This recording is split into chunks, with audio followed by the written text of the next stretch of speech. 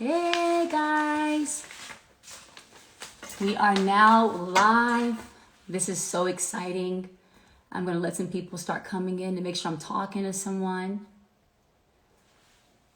Welcome, welcome everybody. Let's see here. We have Susie, Mystique, hey girl.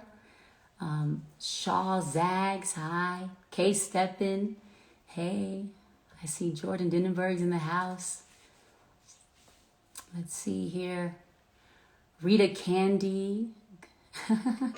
Good evening, everybody. This is really an exciting time. I think it's going to be an exciting conversation. As we know, midterms are right around the way. And, you know, as I've, learned over the years, midterm actually is like one of the most important. It is like probably the most important time of a voting season of them all, because this is where the real change can happen, and it affects what happens higher up. So I'm excited to be able to have this conversation today with my girl Mo, Monica, as you guys call her, but you guys know Mo and I've known each other for years. She is one of my sisters, and we are going to talk to Lady Stacey, Lady Abrams. She would tell us to call her Stacey, but I have to be respectful from the start. And just saying, I'm so excited for our conversation to get going today. So I'm going to look for Mo. I'm going to see where Monica is so she can jump on in, and then we're going to call our girl Stacey, and we are going to talk really, really good stuff today. We are going to learn some things today. We're going to hear from Stacey on her vision and her mission and the big plans she has for Georgia. You know, Stacey is really that woman. She really knows how to get things done. We've learned so much from her in the past. I think we've all been so inspired from her. So before I keep on talking, let me find Monica, because I will start flowing. And I can't wait for us to chat with Stacey today. It's going to be so much fun. So let me find Mo. Let me see. Okay.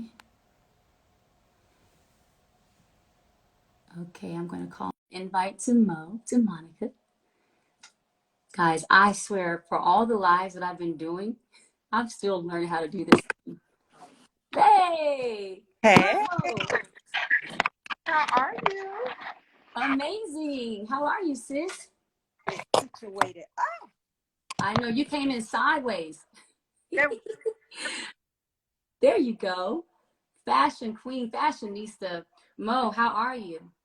good. I'm so good. Good to see you. I know. We were just with each other not too long ago, so this I, is really fun. This I is know. gonna be, what'd you say? No, I said we've been getting our time in. Yeah, it's been amazing. And this time is really special. Being able to talk to Stacey Abrams today, I think is pretty special for the obvious reasons. And she really is our girl. And us being from ATL, from Georgia, is so Atlanta. As I would say, it's so Atlanta. Us being Georgia girls, just understanding the importance of having the right person at leadership there is really important, and especially now, right? Influence matters, information matters, and intent matters. And those Yeah, are the things that we're really bridging the gap here. Not just today. We've both always been like this because we care about not just people as a whole. And that's why I thought tonight was so important. And I love that it's the two of us getting a chance to really talk to her and give her the opportunity to inform people. It's the information sometimes that we're lacking. We yes, know we can get it from her. absolutely. I always say the more we know, the more we can grow. And in this case, the more we know, we can make the best decision and get up out our houses and vote. Right, You right. know, it's really that simple. So I'm excited to talk with Stacey today. Do you want to try to call her up and see if she can hop on with us now? Absolutely. Now, wish me luck now. You got this. Listen, if you can't get it, I got you.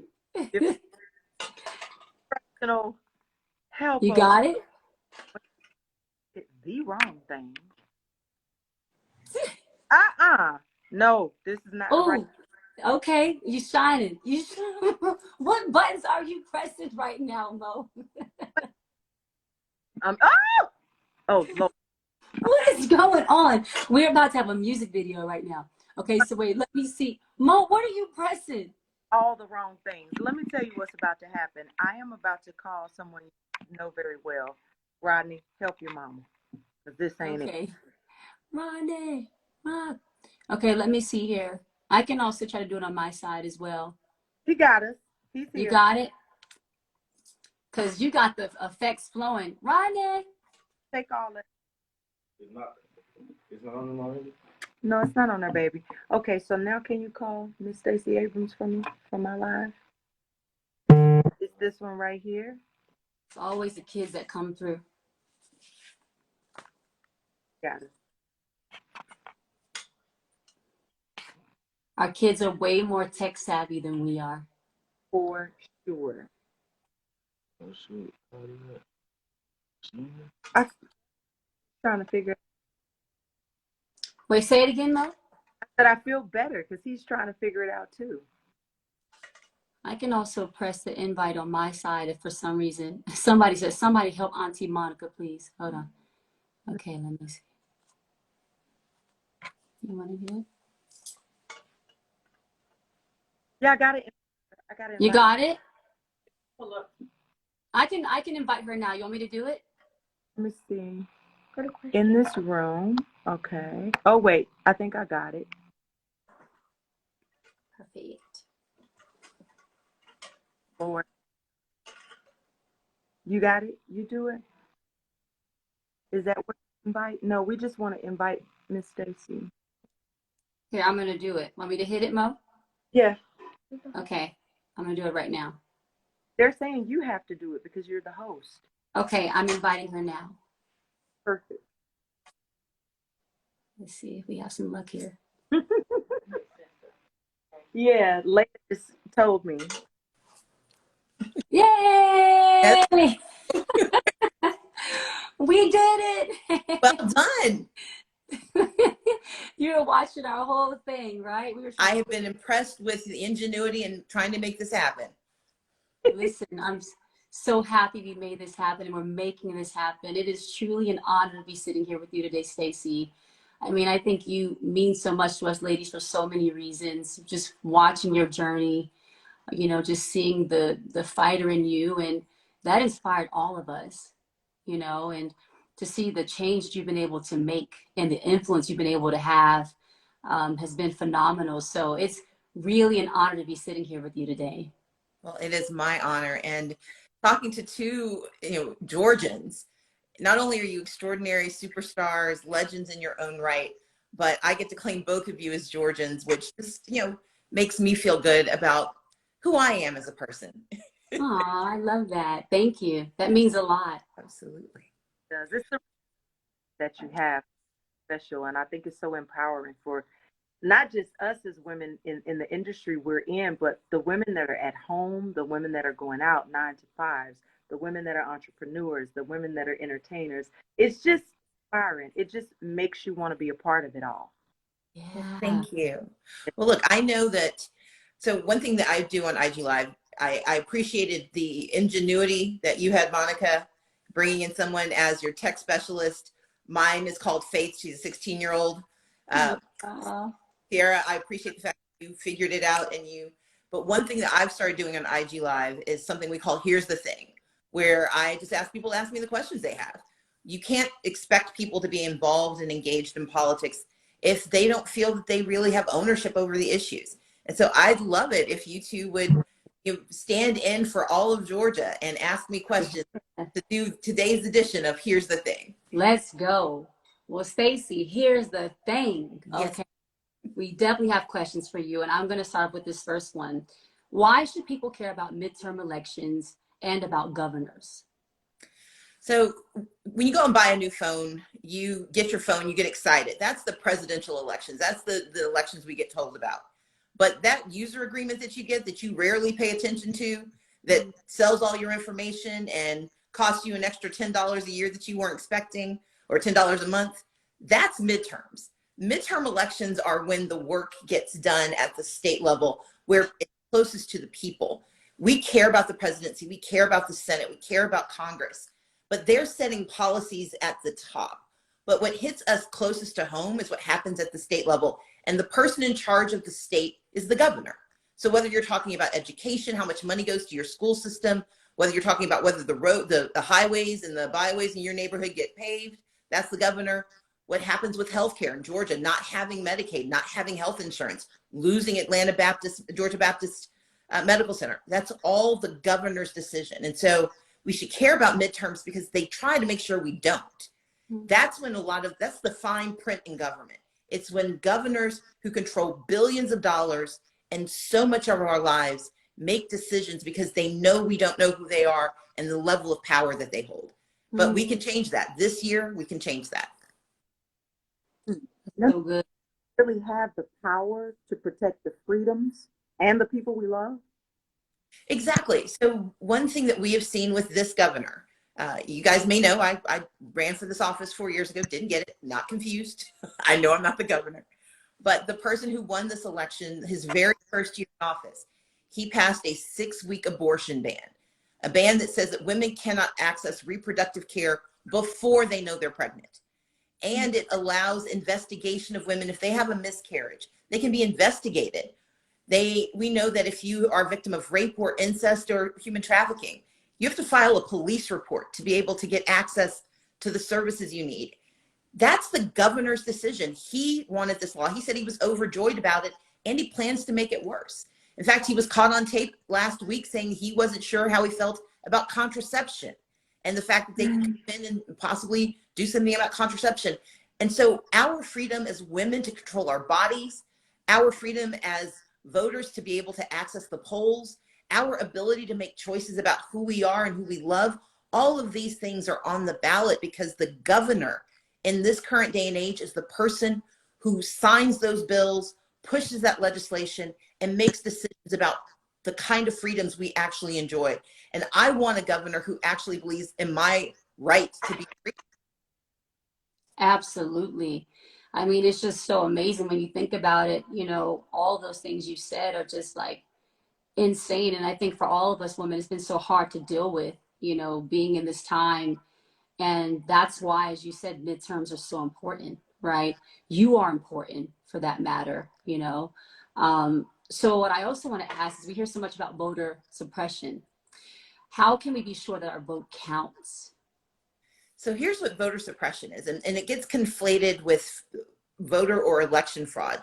Let's be clear, voter fraud, election fraud doesn't happen. That's basically somebody putting on a mustache and a hat trying to vote more than once. It's somebody manipulating the system to change the outcome. Does not happen. Even the people who hope for it and study it will tell you it only happened. You're more likely to get struck by lightning than you are to have somebody commit voter fraud. But voter suppression is about access. Fraud is about outcome. Suppression is about access. Can you register and stay on the rolls? Can you cast your ballot? And does your ballot get counted? And unfortunately in Georgia, we have a governor and a secretary of state who get credit for not committing treason because there was no fraud, but they don't get held accountable for suppression. They've made it harder to get your absentee ballot. They've made it easy for people to challenge your right to vote. They have made it hard for people who have to stand in line for hours to get water and food, just basic things that the Bible says you should give to strangers. And so for me, the issue is we have to know that they're putting up these obstacles, but we cannot be cowed by it. We cannot give in to those obstacles. We can get around them. And that's the work that I've been doing for the last 4 years. And that's the work I want all of us to do.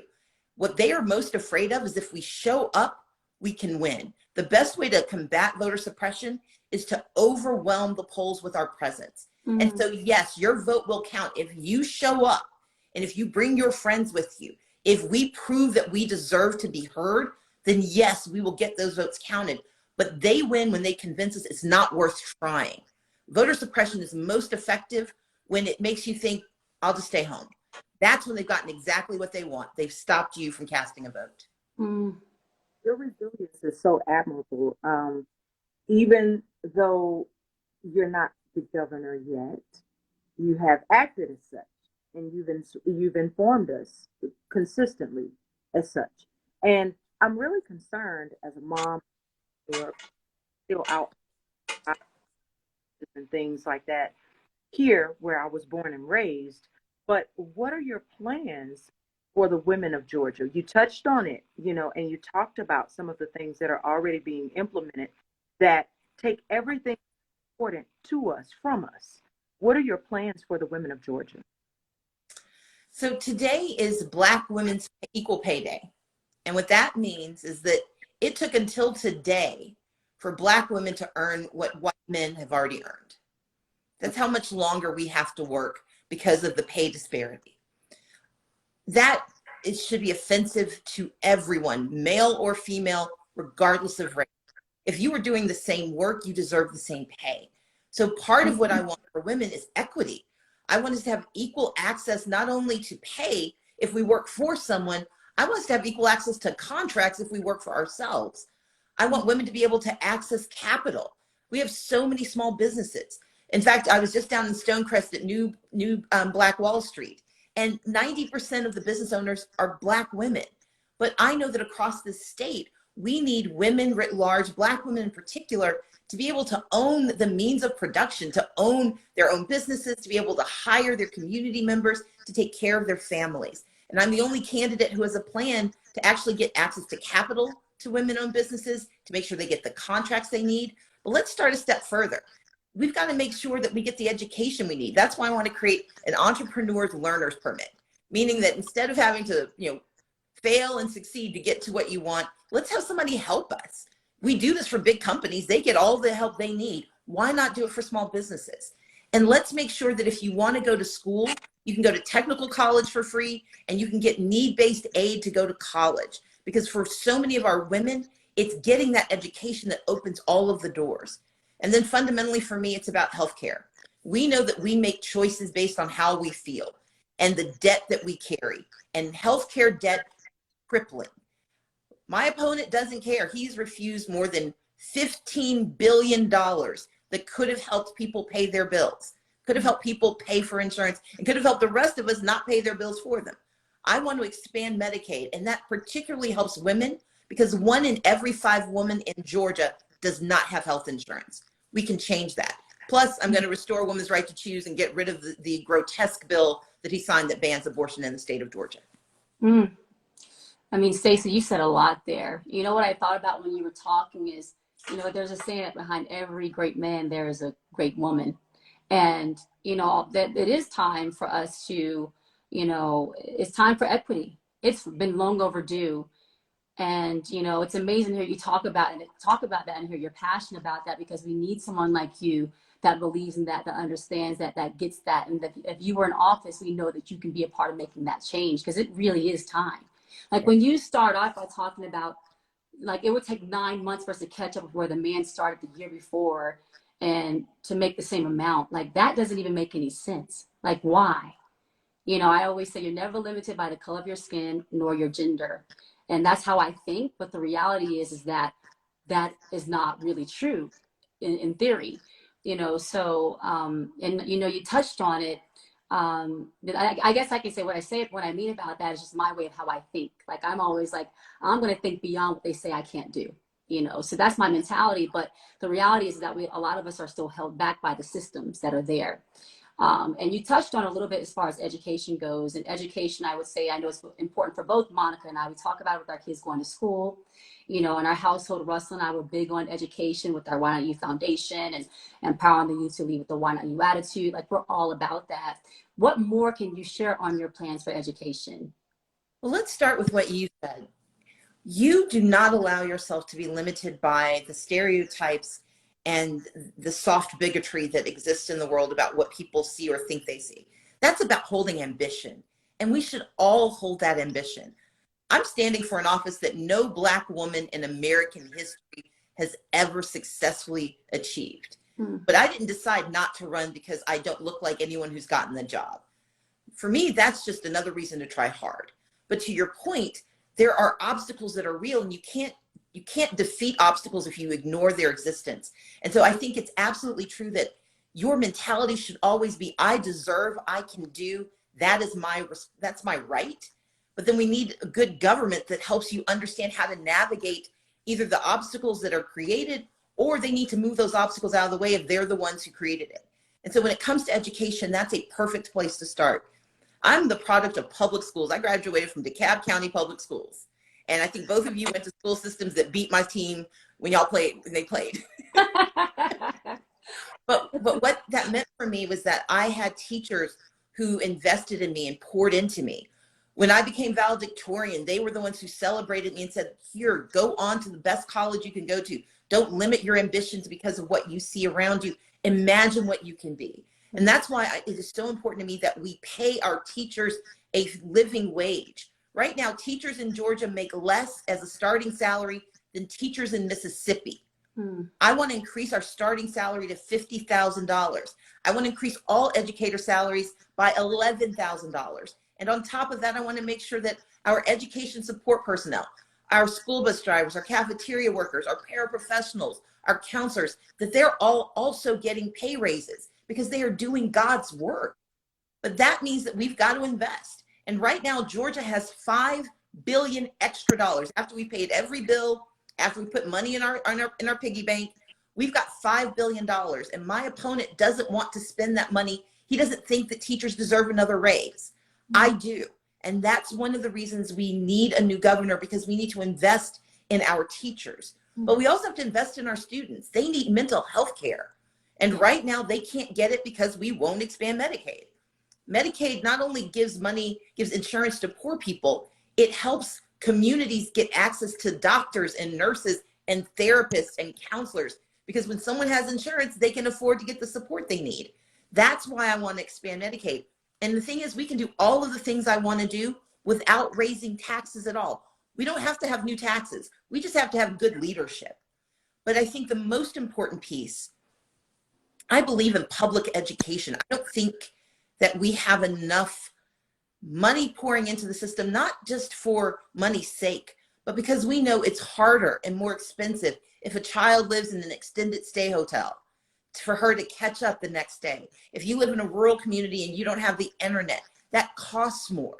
If you go to a school that doesn't offer AP courses, that means you're limited in your access. And so it's not just about adding more numbers to what we pour into schools. It's about making sure we're investing in our children, because that's our job. And I think that's what, Ciara, both you and Monica are such perfect examples of. If we pour into our children, the return on investment is extraordinary. And look, I don't have kids myself, but I've got a borrowed 16-year-old who lives with me. And her name is Faith, and she's the most amazing child, a teenager, sorry. But what I love about her and what I appreciate so much is watching her grow, watching her think about things in a new way. And the pride I feel, even though I had nothing to do with bringing her here, I'm so proud to have some small role to play in bringing her up. So sweet. The older you guys, how much happens during their day at school. The teachers deserve so much more, because they spend a majority of their day pouring into the people that we've birthed and that we love and that we want to see become productive. And there's so much that I feel give them a sense of peace and encourage them to even do more. You know, back in the day, my godmother is my mother's fourth grade teacher. That relationship carries over into your adult life and who you become and what you believe you become. People don't understand that these are the people that help them to understand that these things that we've done already are possible. It happens, you know, and I don't think people realize the importance of it, or whom you've spoken of clearly doesn't realize it. So we totally support what you're saying there. It's hard to ask you a question, but I want to ask it. I know why I feel that you should be the governor. I know many things that you've taught me that has changed the temperature and the format in the household for how we vote and how we think, and what we know the governor actually holds in the palm of their hand for the state of Georgia. Explain to the people that are watching that may not understand it the way we now do because of you, why do you feel you are the best choice for governor? So we know that 4 years can change a life, whether it's 4 years of high school, 4 years of college, 4 years in a job you hate, 4 years in a job you love. 4 years can change your future. The governor serves for 4 years. And for the last 4 years, we've had a governor who has ignored a housing crisis. He's ignored a healthcare crisis.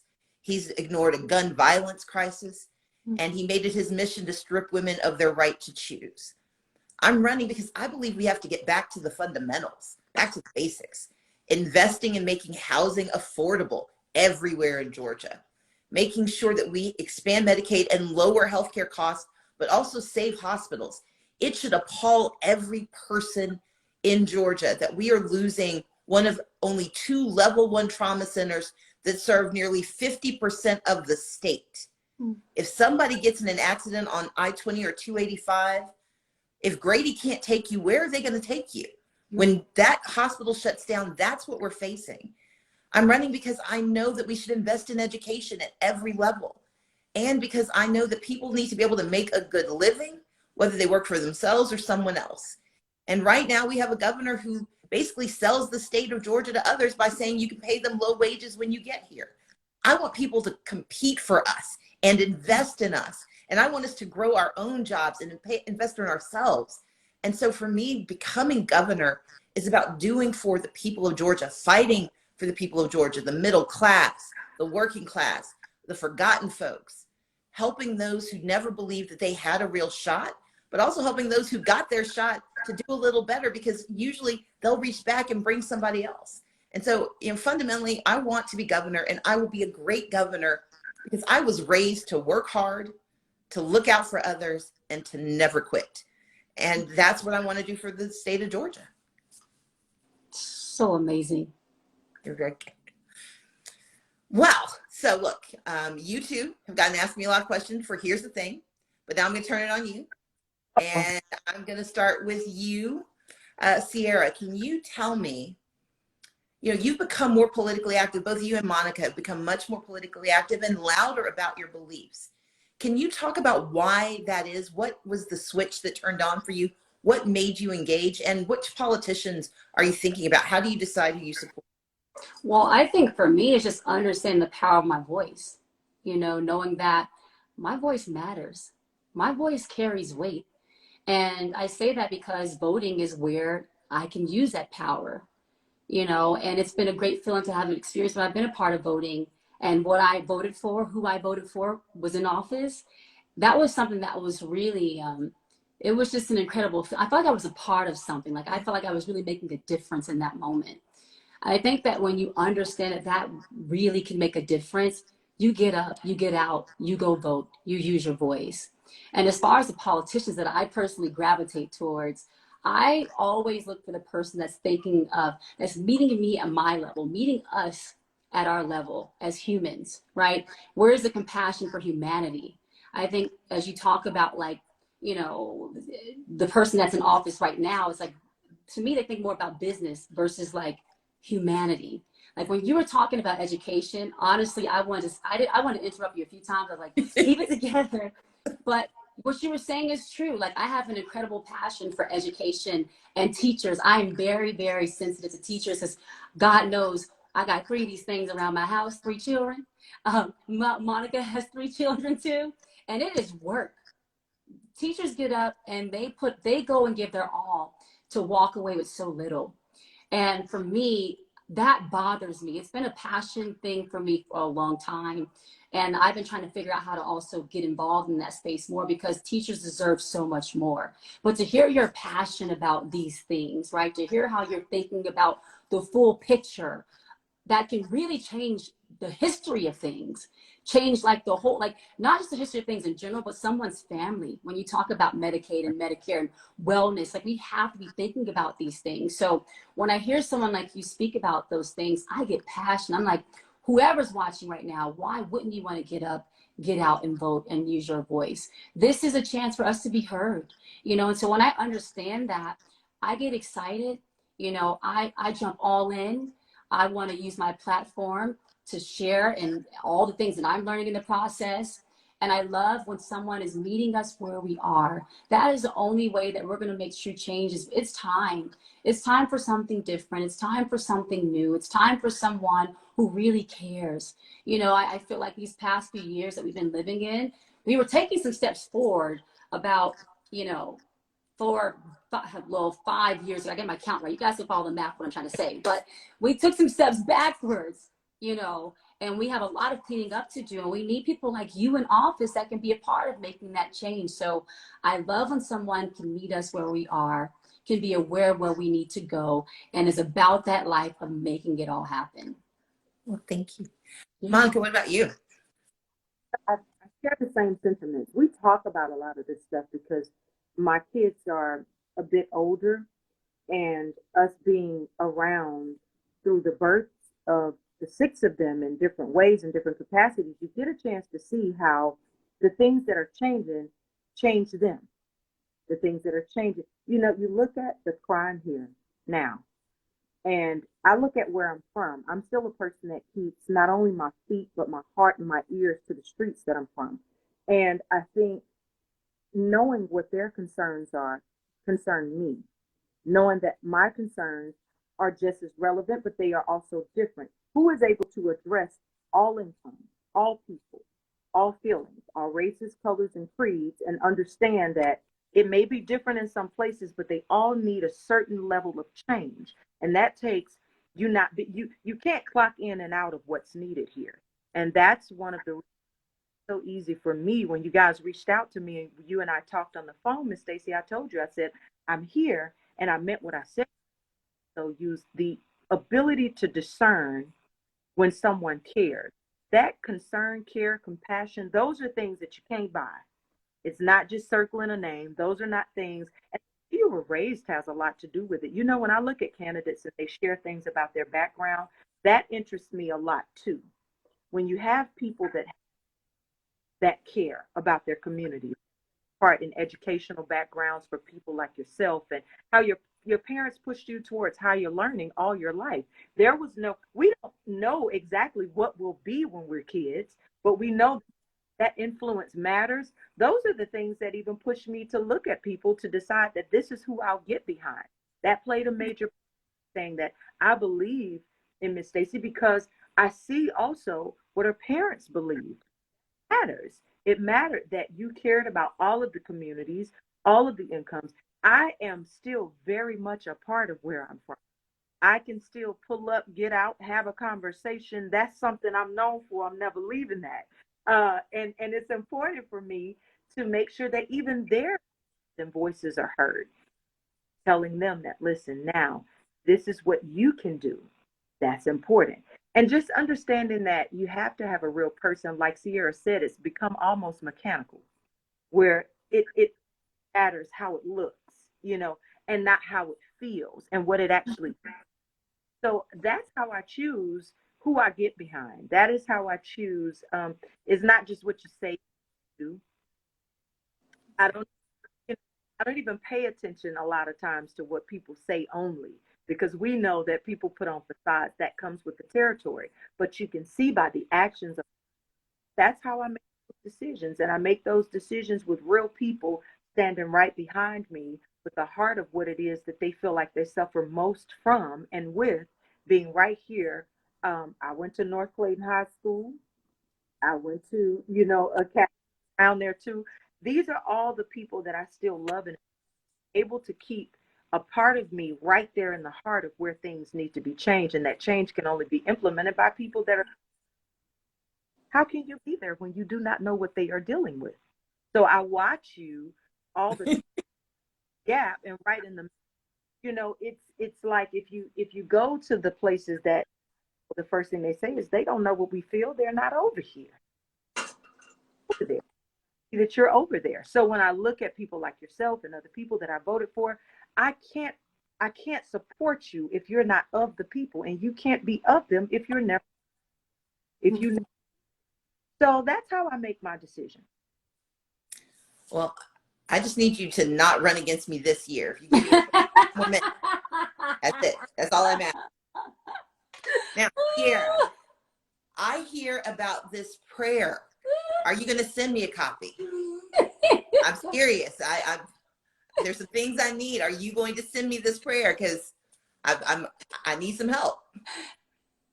Wait, what'd you say, Mo? I can't hear you, Mo. One for me, or that's another day. This is my. First of all, listen, ladies. You can call her later. This is I asked first. Listen, Stacey, I got you. No, but let me tell you, I always say prayer works. You know, prayer really does work. I am an avid believer in prayer. That has carried me through so many parts of my life. And, you know, I'm just going to say, we can go ahead and pray right now. Heavenly Father, let's bless Stacey to be the next governor of Georgia. Let's go. Come on now, in Jesus' name, amen. Amen. Yes, prayers are up, Stacey. We've got to do this. Stacey has got to be there. This has to happen. So yes, I got you on the prayer. Okay, we can pray in many ways. All right, but we are Thank you, ma'am. praying for you to be the next governor. So let's go. Well, my priorities straight. Thank you. Now, Miss Fabulous Monica with the hat. What is this Gunica I hear about? I did my research. I meet you where you are. Come back into the frame. Come on. Go. Gunica. What does Gunica mean? Out loud. You know, my 17-year-old, what does Gunica mean? What's that mean? So it just means she don't play. She's here. He said it means she don't. It really, he's exactly right. So Gunica, it started off, believe it or not, as an insult. It was like they would call me Gunica, Glocka. It's supposed to have been an insult, but I was never insulted because I knew that it came from, I don't play about my family, my business, my integrity, the people I love. That was me. And one thing that I did do was I matured Gunica a bit. Less of the pop off and more of what I stand for and how I stand for them is important. A part of what I want my legacy to be is authenticity, genuineness, the ability to still touch the people and never think I'm above anything, because we're all just everyday people. And sometimes when people do what we do, they forget, you know, they think they're above something. No, it's the people that keep us where we like to be. So the second you forget that, you and I are not the same. But Gunica really derived from me, you know, Miss Stacey, you remember kick down the door and smack the chick just to show I have in it. Okay, but I've gotten control. I don't see about Well, it there, but it did start with me just play. I don't play, period. And you can't, especially about the things you love and the people you love, who you are. I don't play about who I am. If I read something that's not true, I express myself. So that's where the Gunica has come. I've matured her a little bit. We have fun with her. I was never offended when I was given that nickname because I knew that that was a person that didn't understand a real person. And that's something that I never plan to lose. So if you ever have a problem during this election, I'm getting prayer and Gunica. This has been a very, very, very beneficial IG Live. Okay. Ciara, Yeah. we're going to change well, Gunica gets back together. Ciara, tell me about the first time you voted. Oh my gosh, this is so much fun, by the way. I was like, we have to pray before Gunica comes out. That's what we're gonna have to do. But yes, it's okay. It's okay. That's what we she got this. It's okay. So yes, so Stacey, the first time that I voted for Barack Obama, and that was special. I remember the excitement of going out to the polls, and I remember being in the hurt. Now, let me tell you, mommy brain is real. So I can forget a lot of stuff.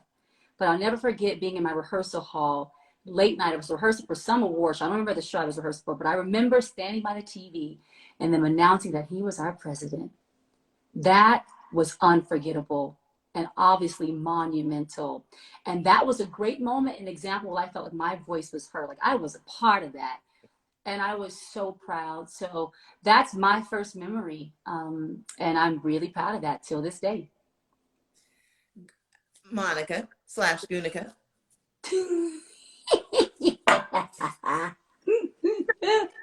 Which door did you kick down the first time you voted? Oh, let me think. Well, the first time I voted was a long time ago. Melinda, let me think. Oh, Yeah, it had to be Clinton. yeah. It had to. And I remember participating heavily at the White House afterwards because for that level of understanding, I will not that I always understood before I started to really take who I am, move it from the South Side into the world and into the White House for the first time. And being there, what I went and did was I sat down and I talked to them about the importance of keeping electives and music in schools and fighting for that and raising funds for that. You know, remember growing up, you go to chorus, you go to band, and there was a time where that was in question to be removed. And I went and in all his coolness, Monica, this is important for all of us. We love having so cool. But he heard what I had to say about how standing in chorus and learning to harmonize and work with other people and all of these things that were given to us in the public school system at that point, why you could not take that away. So that was the first time that I voted and the first time that I actually went into the White House and did the work that needed to be done. Fantastic. Well, Ciara, I'm going to give you my last question. So I know the first thing I want to do as governor is expand Medicaid because it creates 64,000 jobs. It gives 500,000 people health care. It reduces costs for everyone. It helps us save 19 hospitals. They're at risk of shutting down. It helps save lives. But you are now governor for 24 hours. So what you doing? Well, first of all, we're going to celebrate. Okay. But I'm definitely going to jump right into the things that are important to me. Roe versus Wade has to be addressed. We've got to get that right. That's right away for me. And then I would also focus on the Voting Act. Yes. What's been put in place is insane, as you talked about earlier. You know, there's no reason why we have all these different things to inhibit people and to really create more suppression. You know, that's in place. It's time for we got to reverse that. So for me, those would be my two main focuses for starters. And yeah, I think that's what Governor Cece would do. There we go. Well, this has been so much fun. I mean, everybody's watching right now and everyone that's tuned in, we know you all may have some questions. I mean, this is really a treat. I just have to say, I start off by the top by saying that this is an honor to be with you, but I am really, really enjoying myself. So I know people have some questions out there. Mo, do you want to fill some of these questions from people that are coming in? Because we know they have questions to ask Stacey. So let's see what we have going on. Guys, put your questions in below and let's see what you guys want to know from Stacey. All right, so let me see here too. I think there might be one that my team just sent in and they were saying, well, you just asked me. We kind of just answered it actually about your first plan of action for once you get in. But if you were to get in, when you get in, we're going to speak life into this. When. I don't always like speak life, okay? There is life and death in the tongue, so we're going to speak life, only life. But this question I see right here, it says, when you become governor, will your office offer internships to students? That is an amazing question. So when I was elected in 2006, and then I became the Democratic leader, meaning I was in charge of all the Democrats in the House of Representatives. My office got $13,000. The majority leader, his office basically ended up with roughly $1 million. So there's a little bit of a disparity in investment. So what I had to do was figure out a way to serve all of the people that Democrats represented, even though we didn't have the money. So I took money out of my campaign account to hire some young people to work for me. But then I thought, why not create opportunities for young people? So I actually I brought in a young woman named Jenny, and my chief of staff was a young woman named Ashley. And we created an internship program. And by the end of my 7 years, we'd had more than 400 interns who got to learn about policy, got to learn about politics. And what was the most fun moment for me for all of that was that one day someone from the other side of the aisle came up to me, and I can't tell if he thought it was a compliment or an insult, but he said, "I can tell when somebody works for you because it looks like the United Nations." And for me, that was the highest compliment, because I wanted that office to look like Georgia, but I also wanted young people from every race, every region, every creed to know that they belonged in that space. They deserved to be under that gold dome. They deserved to be at the Capitol. And so, yes, as governor, I want to create a youth council of high school students and middle school students who advise me. I'm going to create internships so that we've got young people working in every level of state government, so they're understanding before it impacts them what they can do, but also so they can help impact solutions ahead of time. My first real job was working for the city of Atlanta as a junior in college, because I got into a fight with Maynard Jackson. He won the fight, but then he hired me, so it worked out. He saw that fight in you. He was like, Exactly. "Come and fight with me." That's awesome. You see the question that we're getting so much right now. People are saying, Miss Stacey, when you win and after you run as governor, will you run for president? So I've said this before, it's even in a book I wrote. Yes, one day I would love to be president. And I always answer this question because, and this goes back to what Ciara said about ambition. We cannot want things that we're not willing to claim, but we also cannot deny our right to beliefs and to postures and positions. When the whole VP thing was happening and I got the question, people were like, "Oh my God, how dare she answer the question saying she might want to be vice president?" I'm like, why wouldn't I? How many Black women get asked that question and have a legitimate opportunity to make it so? Yes, I want the job of helping as many people as possible achieve the dreams that they have, removing obstacles from them and making the country better. But the job I want right now, the job that matters most to me, is the job of governor, because that is a job that changes lives. Look, Trayvon Martin, when he was shot, the law that let his murderer go free was a law that was signed by a governor, not by a president. When they eviscerated the social safety net and treated Black women as less than human because they needed a little extra help, that law didn't start in Washington. It started with the governor of Wisconsin. And mass incarceration took off in the United States with 3 strikes you're out. That didn't start in Washington.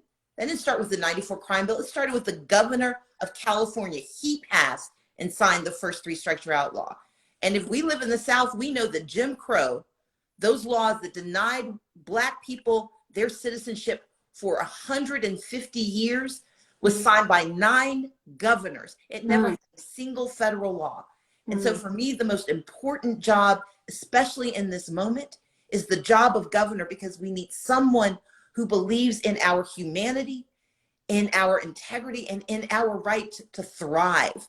That's why I want this job. And so, yeah, I'll think about some jobs later on, but the job I want in 48 days, because I am counting, is the job of governor. Yes, let's go. That is so inspiring.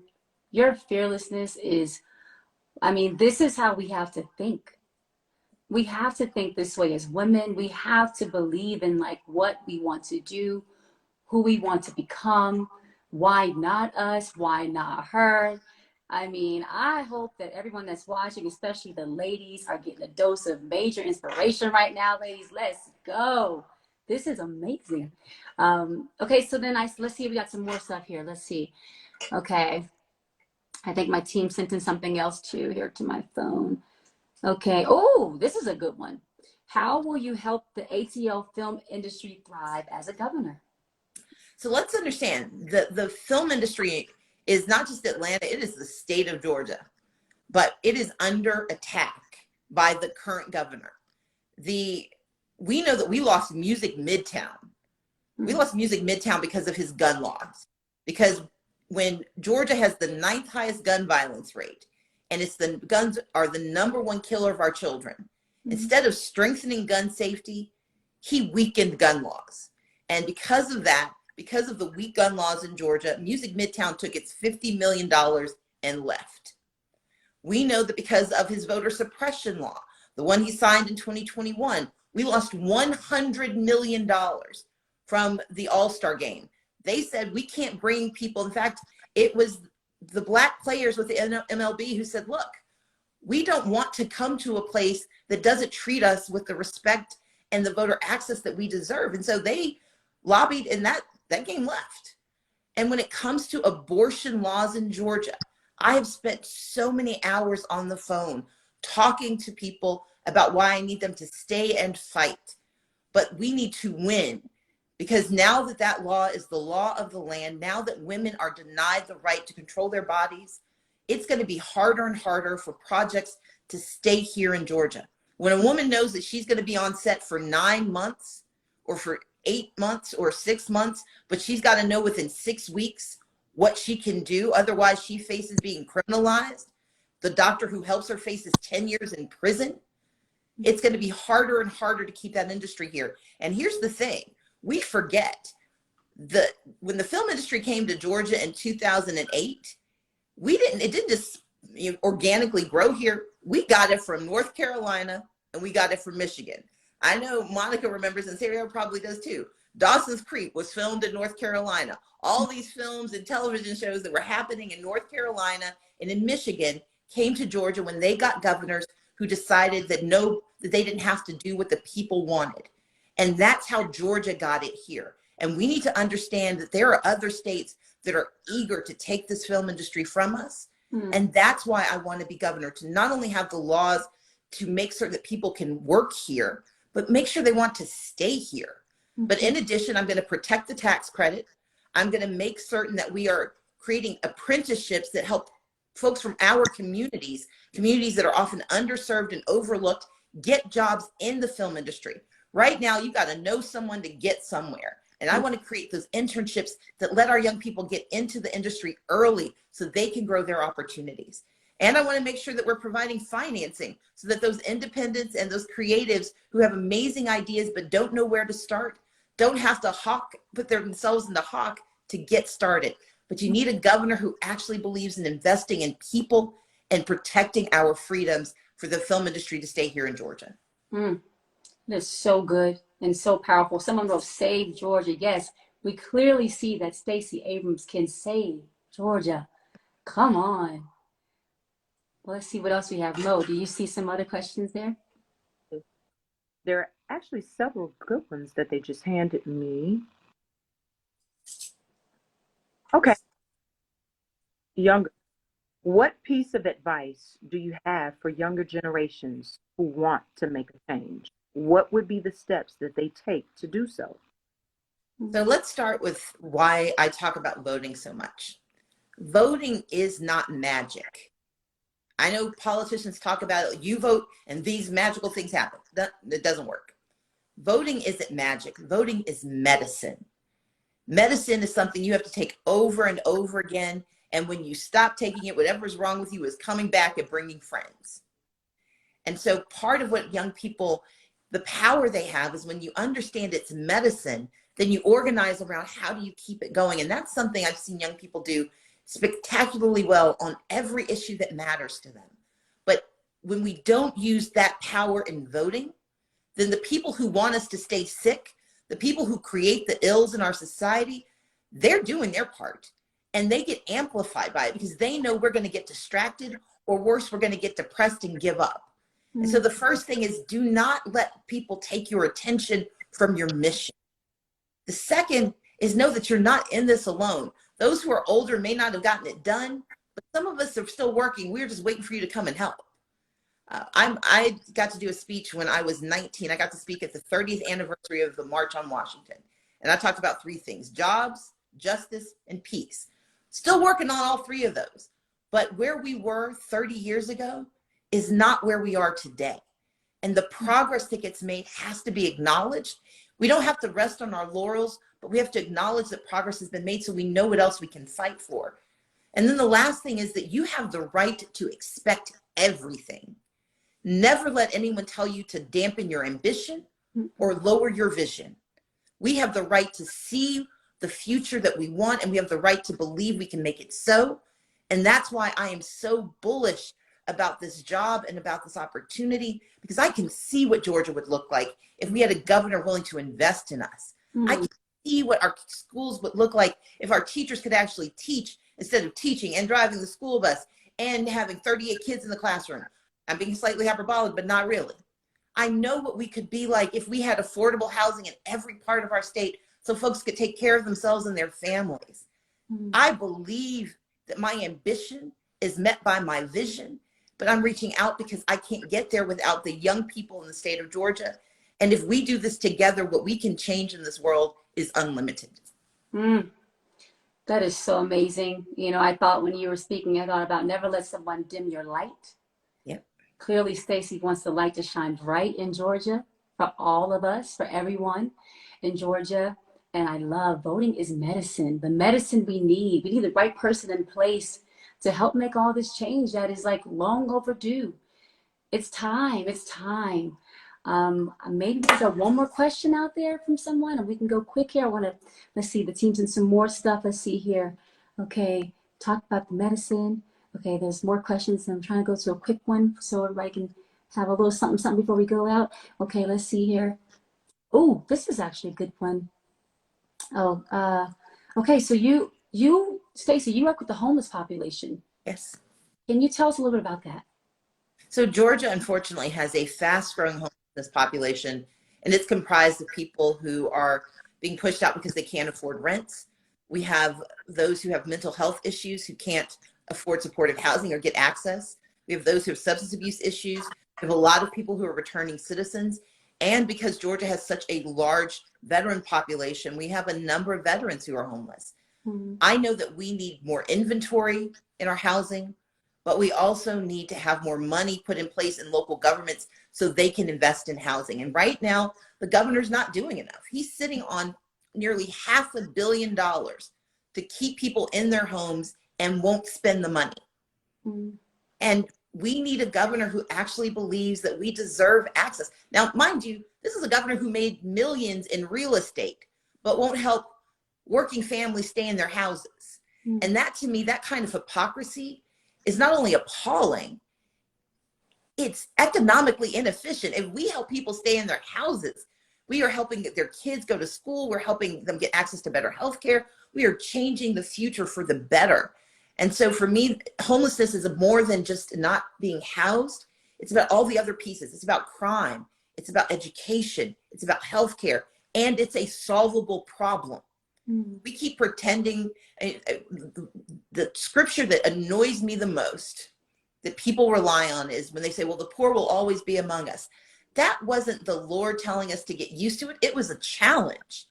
It was a call to action. It is our job, our duty, our responsibility as citizens, as humans, to make certain we are helping the least of these. And someone who does not have shelter deserves not only our grace, but our investment.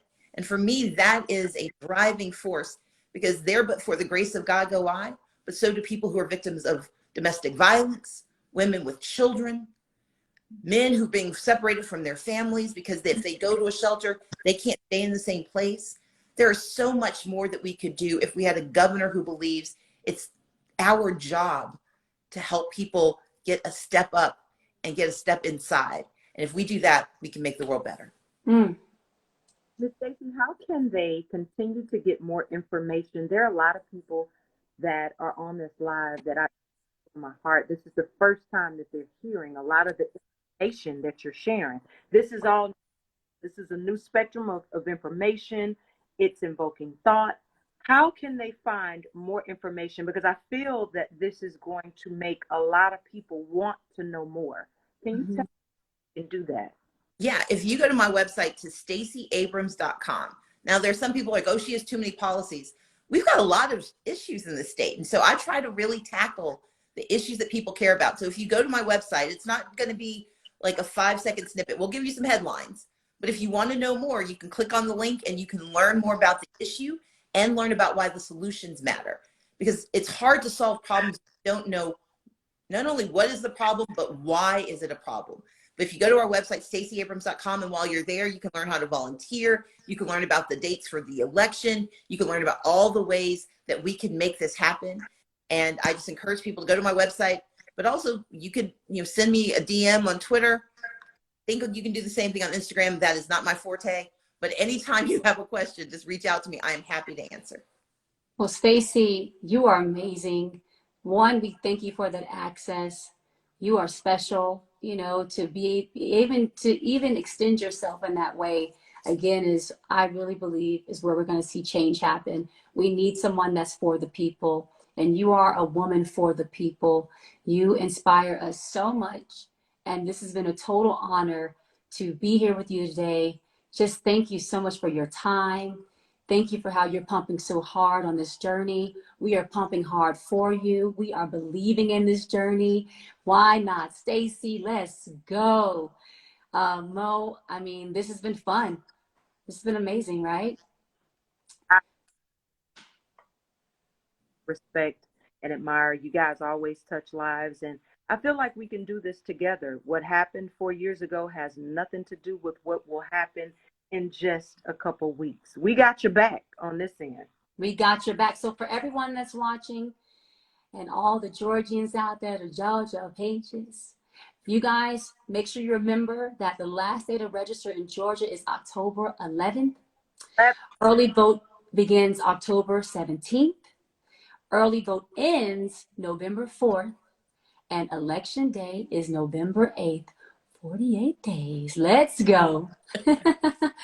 This has been so much fun. Thank you to everyone who tuned in. Stacey, thank you again. It was an honor. Mo, I love you. Thank you, Stacey. Thank you too. My inner fangirl is just so excited right now. Ciara Monica, thank you so much. Your grace, your kindness, and your engagement means the world. So thank you for having me. Woo, let's go. Team Stacey. Hey. There. Hey. Bye, ladies. Bye, guys.